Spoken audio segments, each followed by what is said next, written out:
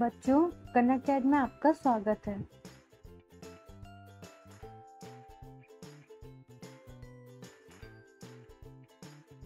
बच्चों, आज हम तत्वों का आवर्त वर्गीकरण नामक पाठ पढ़ेंगे। आज के पाठ में हम निम्नलिखित चीजें सीखेंगे: तत्वों का वर्गीकरण, विभिन्न वैज्ञानिकों के सिद्धांत, आवर्त सारणी की उपलब्धियां, आधुनिक आवर्त सारणी, पाठ के प्रश्न उत्तर।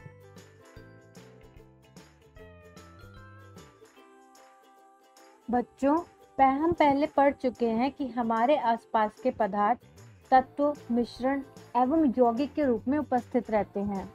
हमने ये भी पढ़ा है कि तत्व एक ही प्रकार के परमाणुओं से बने होते हैं। परंतु बच्चों, क्या आप जानते हैं कि आज तक हमें 118 तत्वों की जानकारी है। इन सभी तत्वों के गुण भिन्न भिन्न हैं। इनमें से 94 तत्व प्राकृतिक रूप में पाए जाते हैं। जैसे तैसे विभिन्न तत्वों की खोज हो रही थी, वैज्ञानिक इन तत्वों के गुणधर्मों के बारे में अधिक से अधिक जानकारी एकत्र करने लगे। उन्हें तत्वों की इन जानकारियों को व्यवस्थित करना बड़ा ही कठिन लगा। उन्होंने इन गुणधर्मों में एक ऐसा प्रतिरूप ढूंढना आरंभ किया जिसके आधार पर इतने सारे तत्वों का आसानी से अध्ययन किया जा सके। आइए बच्चों, अब हम तत्वों के वर्गीकरण के प्रारंभिक प्रयासों के बारे में पढ़ते हैं। हम जानते हैं कि विभिन्न वस्तुओं एवं प्राणियों को उनके गुणधर्मों के आधार पर वर्गीकृत किया जा सकता है। अन्य स्थितियों में भी हमें गुणधर्मों के आधार पर व्यवस्थित होने के उदाहरण मिलते हैं। जैसे दुकानों में साबुनों को एक साथ एक स्थान पर रखा जाता है, जबकि बिस्कुटों को एक स्थान दूसरे स्थान पर रखा जाता है। यहाँ तक कि साबुनों में भी नहाने के साबुन को कपड़ा धोने के साबुन से अलग रखा जाता है। इसी प्रकार वैज्ञानिकों ने भी तत्वों को उनके गुणधर्मों के आधार पर वर्गीकृत करने के कई प्रयास किए ताकि अव्यवस्थित को व्यवस्थित किया जा सके। सबसे पहले वैज्ञानिकों ने ज्ञात तत्वों को धातु एवं अधातु में वर्गीकृत किया। जैसे तैसे तत्वों एवं उनके गुणधर्मों के बारे में हमारा ज्ञान बढ़ता गया, वैसे वैसे उन्हें वर्गीकृत करने के प्रयास किए गए। सन 1817 में जर्मन रसायनज्ञ वुल्फगांग डॉबेराएनर ने समान गुणधर्मों वाले तत्वों को समूहों में व्यवस्थित करने का प्रयास किया। उन्होंने 3-3 तत्वों वाले कुछ समूहों को चुना एवं उन समूहों को त्रिक कहा। डॉबेराएनर ने बताया कि त्रिक के तीनों तत्वों को उनके परमाणु द्रव्यमान के आरोही क्रम में रखने पर बीच वाले तत्व का परमाणु द्रव्यमान अन्य दो तत्वों के परमाणु द्रव्यमान का लगभग औसत होता है। उदाहरण के लिए लिथियम, सोडियम एवं पोटेशियम वाले त्रिक पर ध्यान दीजिए, जिनके परमाणु द्रव्यमान क्रमशः 6.9, 23.0 तथा 39.0 हैं। लिथियम एवं पोटेशियम के परमाणु द्रव्यमानों का औसत क्या है?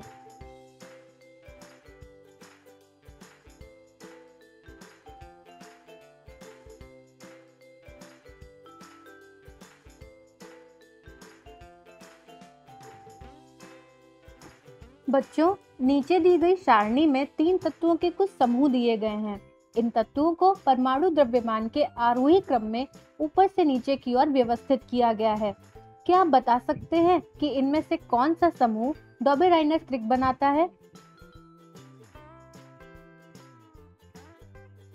आइए बच्चों, अब हम JW डॉबेराएनर के बारे में विस्तार से पढ़ें।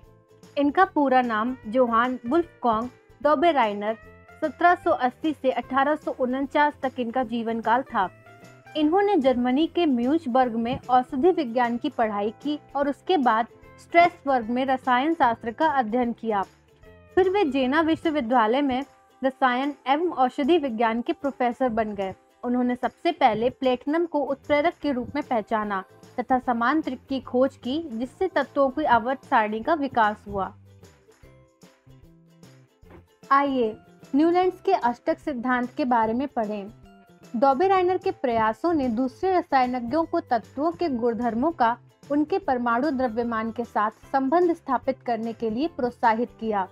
सन 1866 में अंग्रेज वैज्ञानिक जॉन न्यूलैंड्स ने ज्ञात तत्वों को परमाणु द्रव्यमान के आरोही क्रम में व्यवस्थित किया।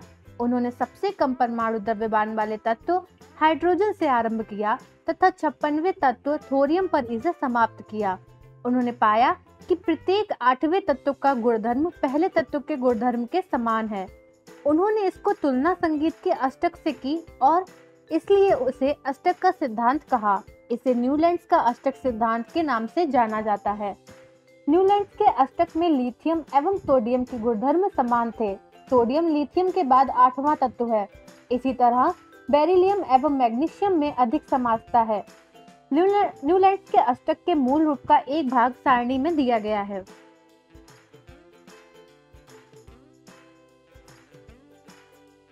बच्चों, क्या आप संगीत के सुरों से परिचित हैं? भारतीय संगीत प्रणाली में संगीत के 7 सुर होते हैं: सा, रे, गा, मा, पा, धा, नी। पाश्चात्य संगीत में लोग इन सुरों का ऐसे उपयोग करते हैं: डो, रे, मी, फा, सो, ला, टी। सुर के स्केल पूर्ण टोन और अर्ध टोन आवृत्ति अंतराल से अलग किए होते हैं। इन सुरों का उपयोग कर कोई संगीतकार संगीत की रचना करता है। स्पष्ट है कि कुछ सुर बार बार दोहराए जाते हैं। प्रत्येक 8वां सुर पहले सुर जैसा होता है तथा अगली पंक्ति का पहला सुर होता है।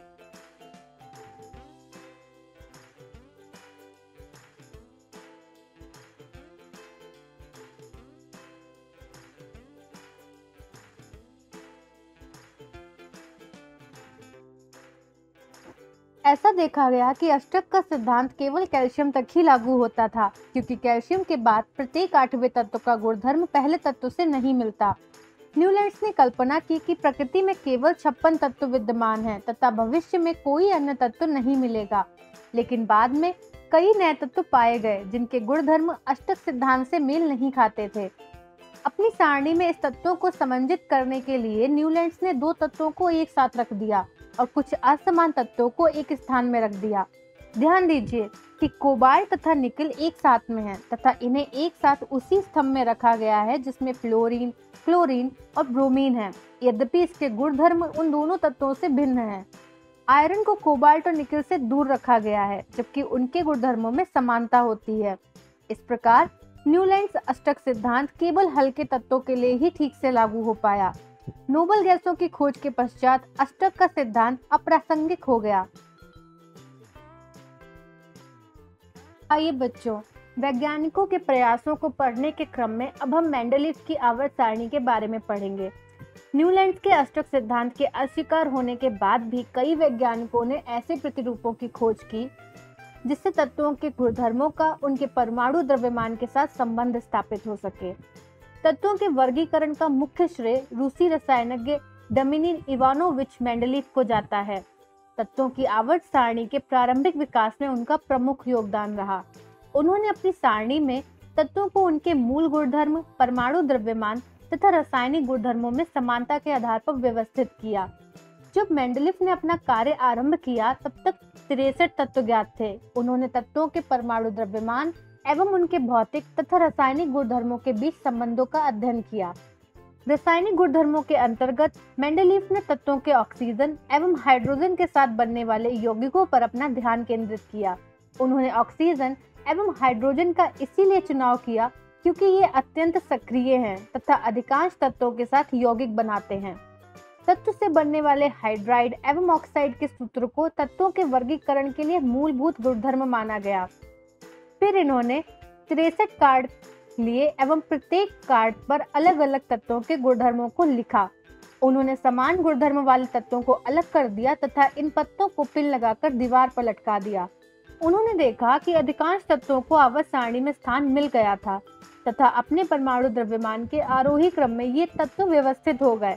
ये भी देखा गया कि समान भौतिक एवं रासायनिक गुणधर्म वाले विभिन्न तत्व एक निश्चित अंतराल के बाद फिर आ जाते हैं।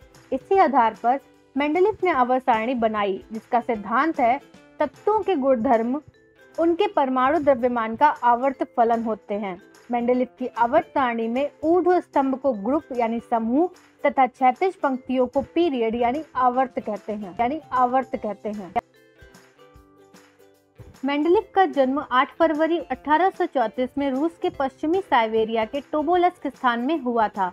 अपनी प्रारंभिक शिक्षा के बाद मेंडलीफ अपनी मां के प्रयासों के कारण ही विश्वविद्यालय में प्रवेश पा सके। अपनी खोज को उन्होंने मां को समर्पित करते हुए लिखा, उन्होंने मुझे उदाहरण देकर समझाया, प्यार से समझाया, अपने शेष संसाधनों एवं शक्ति व्यय करके मेरे साथ विभिन्न स्थानों पर गई।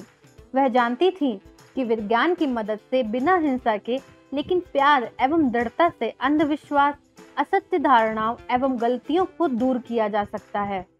उनके द्वारा प्रस्तावित तत्वों की व्यवस्था को मेंडलीफ की आवर्त सारणी कहा जाता है। आवर्त सारणी रसायन में एकमेव सिद्धांत साबित हुआ। इससे नए तत्वों की खोज के लिए प्रेरणा मिली। मेंडलीफ की आवर्त सारणी 1872 में जर्मन पत्रिका में प्रकाशित हुई थी। स्तंभ के शीर्ष पर ऑक्साइड तथा हाइड्राइड के सूत्र में अंग्रेजी का अक्षर R के समूह के किसी भी तत्व को दर्शाता है। सूत्र को लिखने के तरीके पर ध्यान दीजिए। उदाहरण के लिए कार्बन के हाइड्राइड CH4 को RH4 तथा उसके ऑक्साइड CO2 को RO2 लिखा गया है।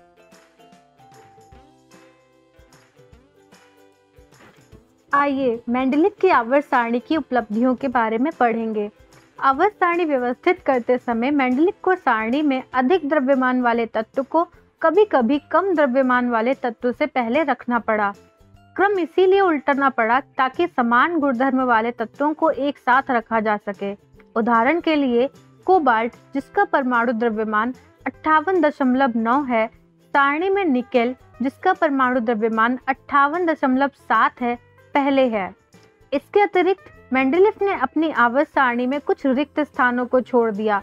इन रिक्त स्थानों को दोष के रूप में देखने के बजाय मेंडलीफ ने दृढ़ता पूर्वक कुछ ऐसे तत्वों के अस्तित्व का अनुमान किया जो उस समय तक ज्ञात नहीं थे।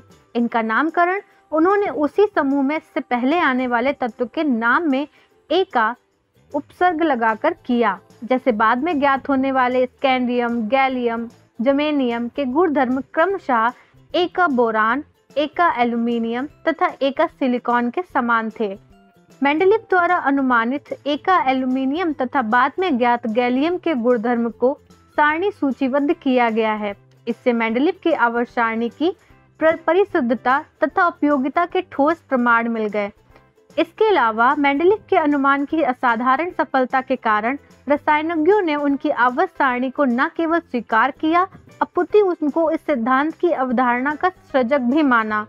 उत्कृष्ट गैसों जैसे हीलियम, नियॉन एवं आर्गन का पहले भी कई संदर्भ में उल्लेख किया गया। इन गैसों का पता देर से चला क्योंकि ये अक्रिय हैं तथा वायुमंडल में इनकी मात्रा बहुत कम है। मेंडलीफ की आवर्त सारणी की एक विशेषता ये भी थी कि जब इन गैसों का पता चला तब पिछली व्यवस्था को छेड़े बिना ही इन्हें नए समूह में रखा जा सका।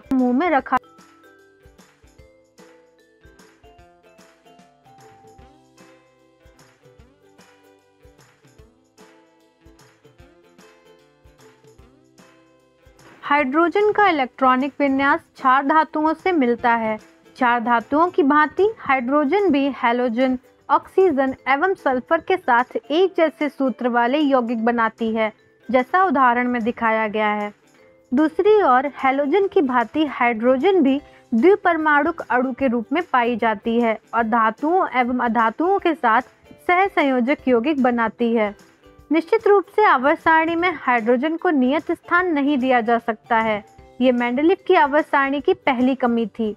वह अपनी सारणी में हाइड्रोजन को सही स्थान नहीं दे पाए। मेंडलीफ के तत्वों के आवर्त वर्गीकरण तैयार होने के पर्याप्त समय बाद समस्थानिकों का पता चला। हम जानते हैं कि किसी तत्व के समस्थानिकों के रासायनिक गुणधर्म समान होते हैं, लेकिन उनके परमाणु द्रव्यमान भिन्न भिन्न होते हैं। इस प्रकार सभी तत्वों के समस्थानिक मेंडलीफ के आवर्त नियम के लिए एक चुनौती थी। दूसरी समस्या ये थी कि एक तत्व से दूसरे तत्व की ओर आगे बढ़ने पर परमाणु द्रव्यमान नियमित रूप से नहीं बढ़ते। इसीलिए यह अनुमान लगाना कठिन हो गया कि दो तत्वों के बीच कितने तत्व खोजे जा सकते हैं। विशेषकर जब हम भारी तत्वों पर विचार करते हैं तो कठिनाई होती है। आइए बच्चों, अब एक क्रियाकलाप करते हैं। क्षार धातुओं एवं हैलोजन कुल की समानता को ध्यान में रखते हुए हाइड्रोजन को मेंडलीफ की आवर्त सारणी में उचित स्थान पर रखिए। हाइड्रोजन को किस समूह एवं आवर्त में रखना चाहिए? क्लोरीन के समस्थानिक क्लोरीन 35 तथा क्लोरीन 37 पर विचार कीजिए। उनके परमाणु द्रव्यमान भिन्न भिन्न होने के कारण क्या आप उन्हें अलग अलग रखेंगे? यह रासायनिक गुणधर्म समान होने के कारण आप दोनों एक को एक ही स्थान पर रखेंगे। सन 1913 में हेनरी मोज़ले ने बताया कि तत्व के परमाणु द्रव्यमान की तुलना में उसका परमाणु संख्या अधिक आधारभूत गुणधर्म है। तदनुसार मेंडलीव की आवर्त सारणी में परिवर्तन किया गया तथा परमाणु संख्या को आधुनिक आवर्त सारणी के आधार के रूप में स्वीकार किया गया। इस आधुनिक आवर्त नियम को इस प्रकार वर्णित किया जा सकता है। तत्वों के गुणधर्म उनकी परमाणु संख्या का आवर्त फलन होते हैं। आप जानते हैं कि परमाणु संख्या से हमें परमाणु के नाभिक में स्थित प्रोटॉनों की संख्या का पता चलता है तथा एक तत्व से दूसरे तक बढ़ने पर इस संख्या में एक की बढ़ोतरी होती है। तत्वों को उनकी परमाणु संख्या के आरोही क्रम में व्यवस्थित करने पर जो वर्गीकरण प्राप्त होता है उसे आधुनिक आवर्त सारणी कहा जाता है। तत्वों को परमाणु संख्या के आरोही क्रम में व्यवस्थित करने पर तत्वों के गुणधर्मों का अधिक परिशुद्धता से अनुमान लगाया जा सकता है। आधुनिक आवर्त सारणी में कोबाल्ट एवं निकल के स्थान कैसे निर्धारित किए गए हैं? आधुनिक आवर्त सारणी में विभिन्न तत्वों के समस्थानिकों का स्थान कैसे सुनिश्चित किया गया है? क्या 1.5 परमाणु संख्या वाले किसी भी तत्व को हाइड्रोजन एवं हीलियम के मध्य रखा जा सकता है? आपके अनुसार आधुनिक आवर्त सारणी में हाइड्रोजन को कहाँ रखना चाहिए?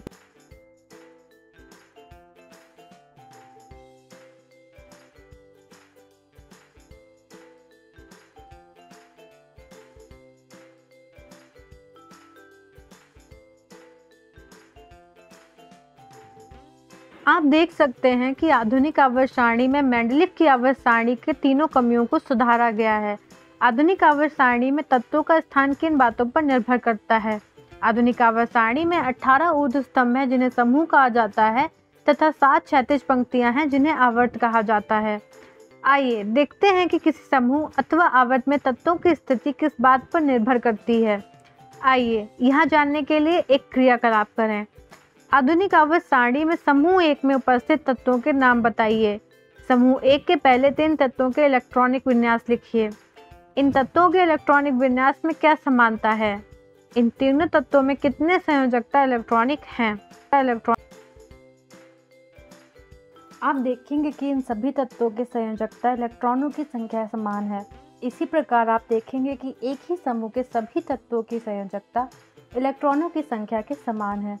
जैसे फ्लोरीन तथा क्लोरीन जो समूह 17 के तत्व हैं। फ्लोरीन एवं क्लोरीन के बाहरी कोश में कितने इलेक्ट्रॉन हैं? इससे पता चलता है कि आधुनिक आवर्त सारणी में समूह बाहरी कोश के सर्वसम इलेक्ट्रॉनिक विन्यास को दर्शाता है।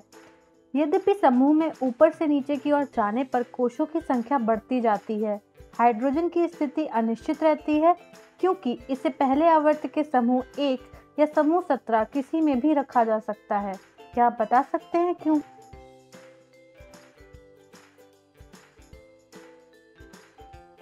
आइए एक क्रियाकलाप करें। यदि आप आवर्त सारणी के आधुनिक रूप को देखेंगे तो आपको पता चलेगा कि lithium, beryllium, boron, carbon, nitrogen, oxygen, fluorine तथा नियॉन दूसरे आवर्त के तत्व हैं। इनका इलेक्ट्रॉनिक विन्यास लिखिए। क्या इन सभी तत्वों के भी संयोजकता इलेक्ट्रॉनों की संख्या के समान है? क्या इनके कोशों की संख्या समान?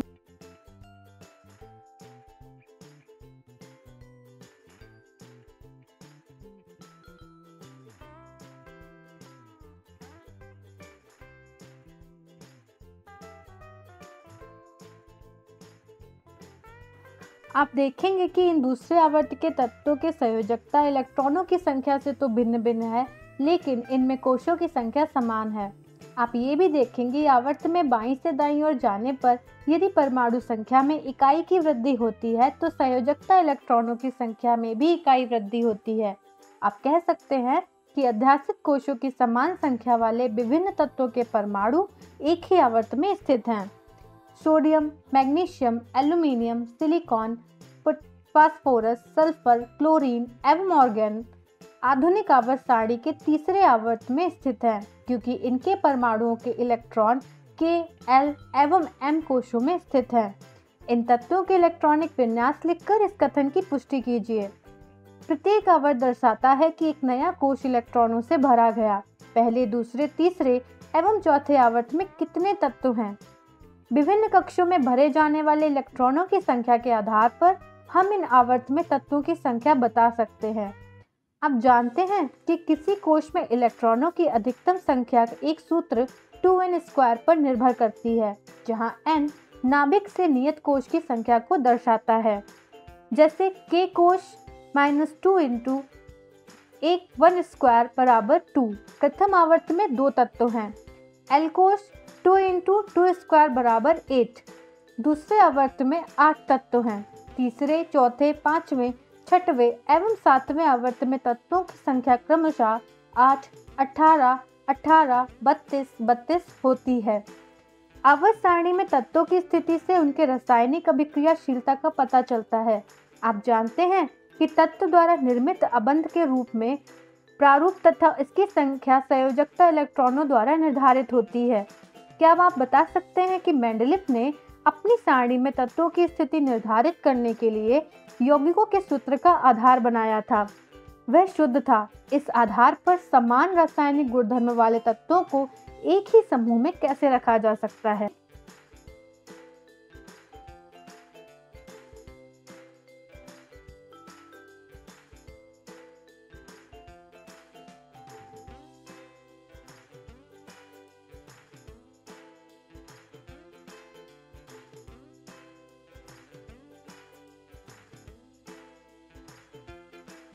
आइए बच्चों, एक क्रियाकलाप करते हैं। संयोजकता। आप जानते हैं कि किसी भी तत्व की संयोजकता उसके परमाणु के सबसे बाहरी कोश में उपस्थित संयोजकता इलेक्ट्रॉनों की संख्या से निर्धारित होती है। किसी तत्व के इलेक्ट्रॉनिक विन्यास से आप उसकी संयोजकता का परिकलन कैसे करेंगे? परमाणु संख्या 2 वाले मैग्नीशियम तथा परमाणु संख्या 6 वाले सल्फर की संयोजकता क्या है? इसी प्रकार पहले 20 तत्वों की संयोजकताएं ज्ञात कीजिए। आवृत्त में बाईं से दाईं ओर जाने पर संयोजकता किस प्रकार परिवर्तित होती है? समूह में ऊपर से नीचे जाने पर संयोजकता किस प्रकार परिवर्तित होती है? परमाणु साइज से परमाणु की त्रिज्या का पता चलता है। एक स्वतंत्र परमाणु के केंद्र से बाहरी कोश की दूरी ही परमाणु के साइज को दर्शाती है। हाइड्रोजन परमाणु की त्रिज्या 37 पिकोमीटर, जहां 1 पिकोमीटर बराबर 10⁻⁻12 मीटर है। आइए इस समूह तथा आवर्त में परमाणु साइज की विभिन्नता का अध्ययन करें।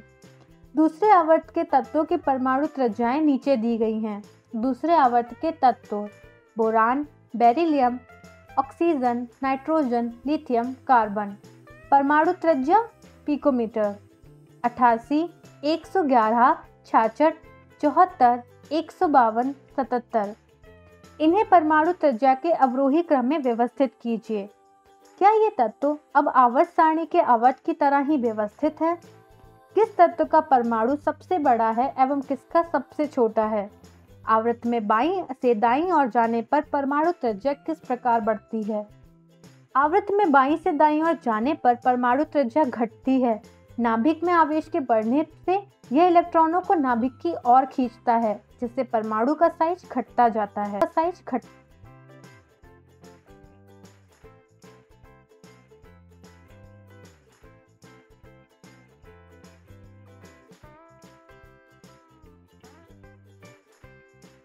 प्रथम समूह के तत्वों के परमाणु त्रिज्या में परिवर्तन का अध्ययन कीजिए तथा उन्हें आरोही क्रम में व्यवस्थित कीजिए। प्रथम समूह के तत्व sodium, lithium, rubidium, caesium, potassium. परमाणु त्रिज्या पिकोमीटर 186, 152, 244, 262, 231। किस तत्व का परमाणु सबसे छोटा तथा किसका सबसे बड़ा है? समूह में ऊपर से नीचे जाने पर परमाणु साइज में कैसा परिवर्तन होगा? समूह में ऊपर से नीचे जाने पर परमाणु का साइज बढ़ता है। ऐसा इसीलिए होता है क्योंकि नीचे जाने पर एक नया कोश जुड़ जाता है। इससे नाभिक तथा उससे सबसे बाहरी कोश के बीच की दूरी बढ़ जाती है और इस कारण नाभिक का आवेश बढ़ जाने के बाद भी परमाणु का साइज बढ़ जाता है। तीसरे आवर्त के तत्वों की जांच कर उन्हें धातु एवं अधातु में वर्गीकृत कीजिए। सारणी के किस ओर धातुएं स्थित हैं? सारणी के किस ओर अधातुएं स्थित हैं? सोडियम एवं मैग्नीशियम जैसी धातुएं सारणी के बाईं ओर तथा सल्फर एवं क्लोरीन जैसी अधातुएं दाईं ओर स्थित हैं। मध्य में सिलिकॉन स्थित है, जिससे अर्धधातु या उपधातु कहते हैं। ये अधातु एवं धातु दोनों के गुणधर्म प्रदर्शित करती है। आधुनिक आवर्त सारणी में एक टेढ़ी मेढ़ी रेखा धातुओं को अधातुओं से अलग करती है। इस रेखा पर आने वाले तत्व boron, silicon, germanium, arsenic, antimony, tellurium एवं पोलोनियम धातुओं एवं अधातुओं दोनों के गुणधर्म प्रदर्शित करते हैं। इसीलिए इन्हें अर्धधातु या उपधातु भी कहते हैं। आपने ये भी देखा होगा कि आबंध बनाते समय धातु में इलेक्ट्रॉन त्यागने की प्रवृत्ति होती है, अतः ये विद्युत धनात्मक होते हैं।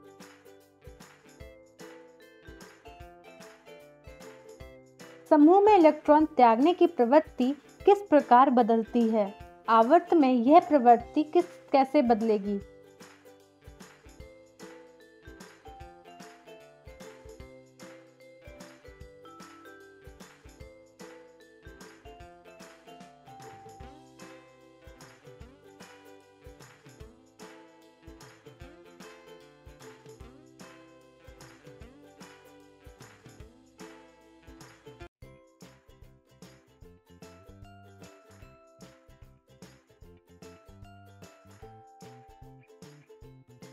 आवर्त में बाईं से दाईं ओर जाने पर इलेक्ट्रॉन ग्रहण करने की प्रवृत्ति कैसे परिवर्तित होगी?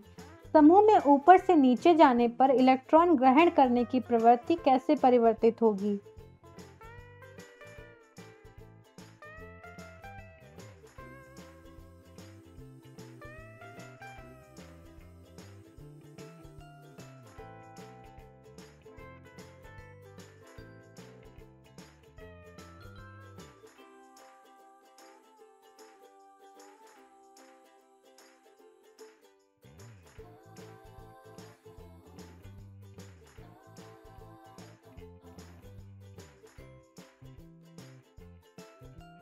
बच्चों, इसी के साथ ये पाठ समाप्त हुआ। अब हम इस पाठ के प्रश्न उत्तर करेंगे। प्रश्न 1, वर्तमान आवर्त सारणी में कितने तत्व सम्मिलित हैं? प्रश्न 2, आवर्त सारणी में सबसे अधिक प्रतिक्रियाशील धातु कौन सी है? प्रश्न 3, आवर्त सारणी में कितने कक्ष होते हैं? प्रश्न 4, कार्बन का शुद्ध रूप कौन सा है? प्रश्न 5, आवर्त सारणी में बाईं से दाईं जाने पर क्या होता है?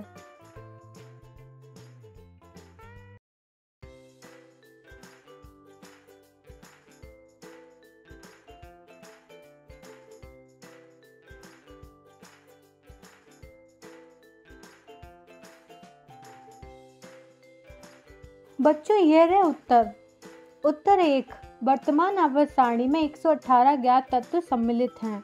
उत्तर 2, आवर्त सारणी में सबसे प्रतिक्रियाशील धातु फ्रांसिम है। उत्तर 3, आधुनिक आवर्त सारणी को आवर्त सारणी का दीर्घ रूप भी कहते हैं। इसमें 18 वर्ग तथा 7 आवर्त हैं। उत्तर 4, यह सबसे कठोर प्राकृतिक पदार्थ है और कोई अन्य प्राकृतिक पदार्थ इसे खींच नहीं सकता। कार्बन का सर्वाधिक शुद्ध रूप हीरा होता है। उत्तर 5, ए, तत्वों की धात्विक प्रकृति घटती है, अतः आवर्त सारणी में बाएं से दाएं जाने पर तत्वों की परमाणु त्याग करने की क्षमता घटती जाती है, न कि बढ़ती है। अतः विकल्प सी, परमाणु आसानी से इलेक्ट्रॉन का त्याग करते हैं, का कथन असत्य है।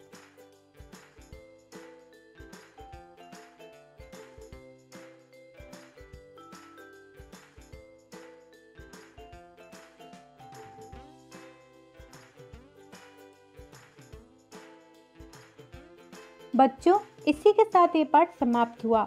आशा करती हूँ आप सबको पसंद आया होगा। कल मिलेंगे एक नए पाठ के साथ।